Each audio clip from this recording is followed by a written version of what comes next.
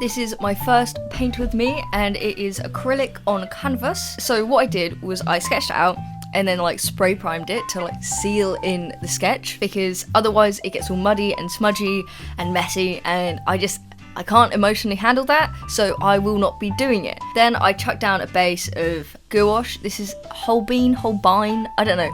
It's either Japanese or German, but either way it works and it's great, and would 100% recommend it because it's nuts, it's sick. Yeah, I did put it everywhere except on her hair because I wanted that to be white and just white, and it's easier to just keep it white than to like put a base on it, you know? Then I mixed this colour of like green with white, and it was giving neon, so I chucked in a little bit of cerulean blue, put that on the top half of her face because I wanted to do this gradient that like kind of went from green to blue, like dark blue. Was honestly was a cool artistic decision, but in terms of like my own capabilities, horrendous, absolutely horrendous. To actually have to shade in different shades on a gradient, struggle, just pure struggle. I decided the top was too like greeny, so I added in a little bit of white to my original green, just to like make it like coming down from something, you know? I used that first green to unify my whole palette, which definitely works. Like, would defo recommend, because oh my god, it made all the colours like the same. Thank god, because I have a massive issue with that, especially when it comes to colours, is painting and being like, hue wise this isn't vibing, but like chuck one colour that you've made way too much of on all the other colours and it's all good. So yeah, I kind of took that cerulean blue and then just added more and more of my OG greenness to it, and yeah, it just went down in darkness. I did end up using 3 different blues. They're from Liquitex, and oh my god, I didn't know that acrylics could be good. You know when you just like think, yeah, paints are paints, and then like you try a better paint and you're like, wow, paints aren't just paints, there are better paints.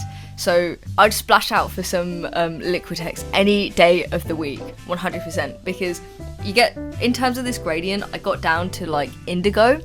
Oh, I love that indigo colour. Oh my god, it has this like vibe to it of like, oh, you know, when you're just looking at colour and you're like, wow, what colour?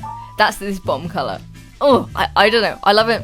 I'm here for it, you know. I did paint the borders because it's a deep edged canvas, and like if it's unframed then you can see the sides, so I'd like them to be neat, you know, might as well. And what I did with the features of her face was take all of those like shades that I made in terms of like her gradient base, and then just kind of like make those into the features, if that makes sense. It was a massive struggle because even where you'd have an even shadow on a face, I'd have to like do that gradient.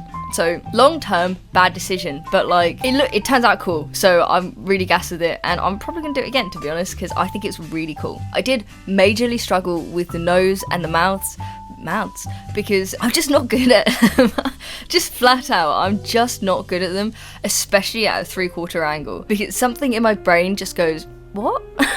What is that? I don't know. I did make her wear a sari, forced her, like, you will wear a sari. Essentially because this painting is about being mixed race, and the kind of position you're almost like just put into, because I didn't choose, you know, I'm half Asian, half Welsh, and the rejection you get from both sides being like, oh, you're not white enough, or you're not Asian enough. So I wanted her to be like kind of half and half. That's kind of also why she's a gradient. Yeah, and then I took the top part and then chucked down that same magenta gouache colour just to even it out, because it was blotchy, and I don't know, I like it to be like a block, you know, I want it to just like punch you in the face with pink. So that's what I did.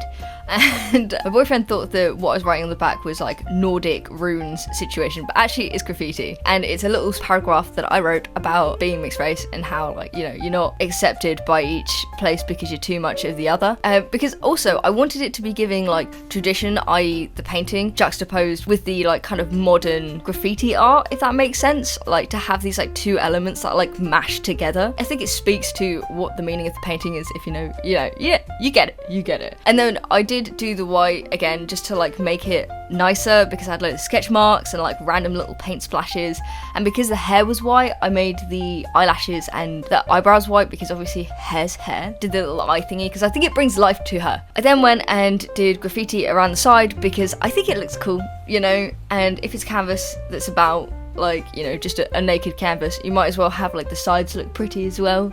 So I kind of flip-flop between like black and white graffiti, just for like, you know, unity's sake. I signed the back, and then it is done. It looks so cute. I'm so gassed with that necklace, and I love her. I'm so gassed with it. Oh my gosh. Yeah, that's all. Thank you, and I'll see you in the next one.